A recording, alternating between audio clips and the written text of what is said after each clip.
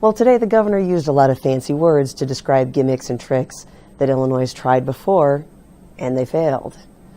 Adding more debt to pay current debt doesn't get you out of debt. This continuous cycle of borrowing, bonding, the revamp of the ramp, coupled with no sustainable path to actually pay down our $8 billion bill backlog, it's not sustainable. Until we reprioritize spending to pay down debt, our schools, universities, social services, nonprofits, they're going to keep getting crowded out of the state budget in favor of funding the broken pension system. In the 1970s, politicians promised a constitutional amendment would keep the promises. In the 80s, it was the lottery funds that would keep the promise. In the 90s and 2000s, they took pension holidays, sold public assets. They did just about anything to not keep the promise.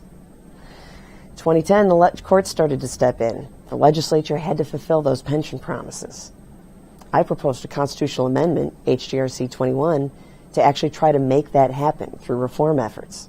It would let us keep the promises we have, but at least provide our local governments with some flexibility and reform opportunities for the future. Democrats so far have pronounced it dead on arrival. It's sad that what we got today was more short-term gain, long-term pain for hardworking Illinoisans. We've kicked this can down the road long enough.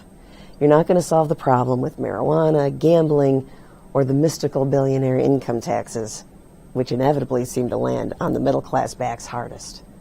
This budget's only going to encourage our most productive job creators to leave the state. It's not a good plan for Illinois.